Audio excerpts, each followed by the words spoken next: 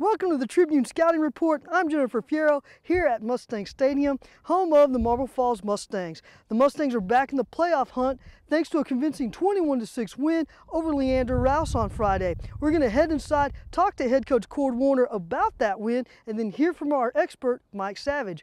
Yes, the Mustangs are on a bye, but that doesn't mean we are, so we look forward to seeing you right after this. Spring and summer in Texas call for outdoor grilling with friends and family. At Bill Smith Butane, we take care of your fuel needs. Refill your propane bottles at one of our convenient locations and save big money on regular exchange prices. Bill Smith Butane. Welcome back. We want to thank you for joining us wherever and however you're able to. With me now is the head football coach of the Marble Falls Mustangs, Cord Woerner, who guided the team to a 21-6 win over Leander Rouse on Friday, which means the Mustangs are now 1-1 in District 25 4A. And that also means they're back in the hunt for a playoff spot. Coach, just summarize that game for us. Give me some of the thoughts that you had following that win, especially now that you've been able to go back and look at the film.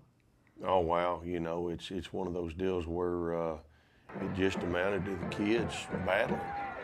We made a lot of mistakes, and we had to throw a lot of people in some spots that they're not used to being in, and the kids just battled and wanted to win bad enough, and they got it done. Now, of course, with this win, I think you used, what, 4 different quarterbacks?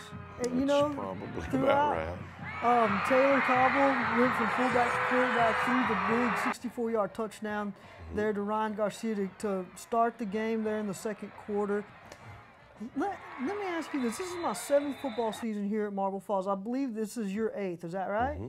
Have you ever seen a season where you've had this many injuries, and maybe this many injuries to key players? I'm not sure in the 8 years you've been at Marble Falls. Well, you know, it's funny because we started out very smooth. We went 6 weeks without so much as a hangnail.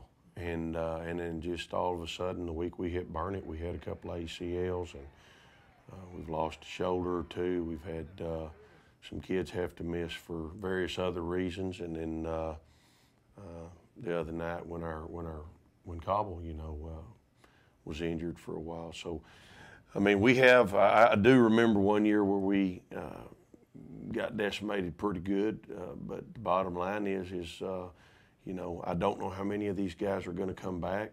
Hopefully we will get, you know, Taylor back.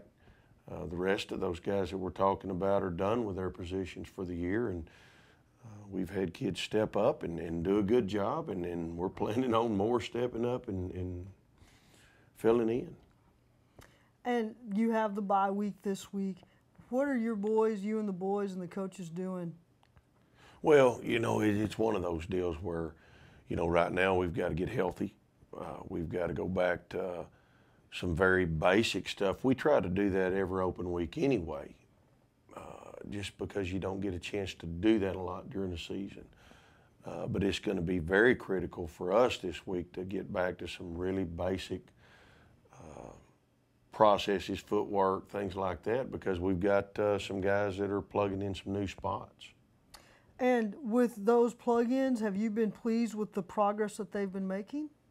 Oh, yeah. I mean, absolutely. These guys are going to get better every week at what they do. You bet. Just looking on the schedule, it seems like everybody in the top of the district is then on the road. Where will you be Friday night? Do you know yet? Well, not exactly, no. There's a couple of games we're going to go try to watch. Okay. Cedar Park is at Rouse and Lake Travis is at Vandegrift.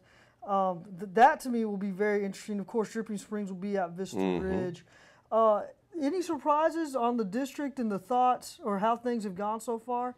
Well, no, it's just so very competitive right now. You know, again, I think Rouse is playing better this year than, you know, very much so. I know that Vandy went to overtime with Cedar Park.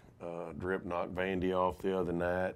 There's a lot of parity. I mean, it's a battle every week, so it'll be interesting. Okay, Coach. Look forward to talking to you next week as you prepare for Cedar Park High School. Enjoy your bye week, and we'll be right back. We are established. We are qualified. We are certified. We are knowledgeable. We are dependable. We are Ken's Heating and Air. Our people make the difference. Thanks for staying with us. We want to welcome to Mustang Stadium one of the guys who helped make this happen, Mike Savage, also a school board member, also the father of former standout Crockett Savage, also one of the Pop Warner coaches for the Mustangs years and years ago. Do we want to keep going with why you're qualified to give us an opinion on the 2011 Mustangs? The only qualifications I feel I have are just being a parent and a proud supporter of the Mustangs. You know, I'll be there whether they're winning or losing, and always supporting them.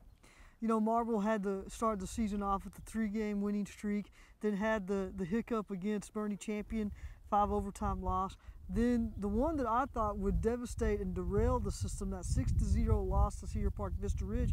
Then they come back and get a big win over Leander Rouse for homecoming last week, 21-6. How big of a win really is that? I think it's huge. You know, it starts the momentum for the district.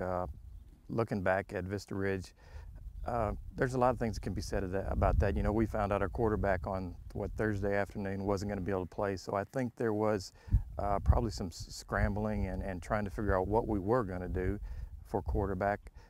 Looking now at where we're at, I think James Fry did a great job stepping in. He showed great confidence.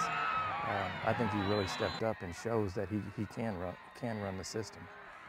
So with James, you know, because he did have the 1-yard touchdown run, he did get the chains moving. Obviously, what I thought was one of the most impressive drives was that 14-play, 7-minute drive to give Marble Falls the lead again after Rouse came back and cut it to a 7-6 deficit. In addition to that, though, James Fry was a guy that we did not see then as the backup quarterback. We saw Jay Watson coming in and Carson Bowen coming in. How surprised were you that the coaches went with James? Well, I was real surprised. You know, they did show a lot of confidence in the other guys that were on the field, but I think James showed something to them. You know, showed some confidence, and when he was throwing the ball, you could see that he knew where he was going. The ball had plenty of fire, plenty of zip, and he was getting the job done. And he does have some leadership skills. He's an older boy, and I think the other kids look up to him. What about Taylor Cobble? Do you think the Mustangs took a step back with kind of inserting him at quarterback? No, you know, you can always look back and say we maybe shouldn't have done that, but you know, it is what it is. It's they're trying to find the person, you know, and now maybe we're there. You know, we had to do something. Okay, all right. Going into the bye, Marble Falls has been decimated, and maybe decimated is too strong of a word. They've had some injuries. They've had to shuffle some kids around and move some players around. Is this a good time for a bye? I think it's a great time for a bye. I was so excited when my wife told me, you know, this week we're off. I said, you know, it couldn't come at a better time. Our kids need a break. They're a little bit beat up, and we're going to see what happens with Taylor Cobble. I don't know how bad he is hurt or if he's going to be able to come back, but it couldn't have happened at a better time. Okay. Mr. Savage, we appreciate the time. Thanks for the insight. Look forward to hearing from you again. Yes, ma'am. We'll be right back.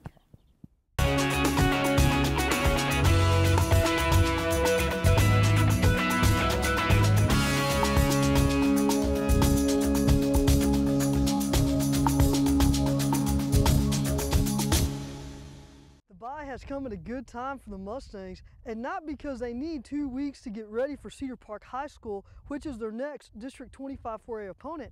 Instead, Marble Falls just needs the extra time to get healed up. Aside from that fact, look for the Mustangs to continue to fine-tune some more packages for all 4 of their quarterbacks and trying to continue to put the best player in the right spot given the situation. But no matter what happens, make sure to come back next week when we sit down with Cord Woerner and ask him about those pesky Timberwolves. Until then, I'm Jennifer Fierro. We look forward to seeing you next week.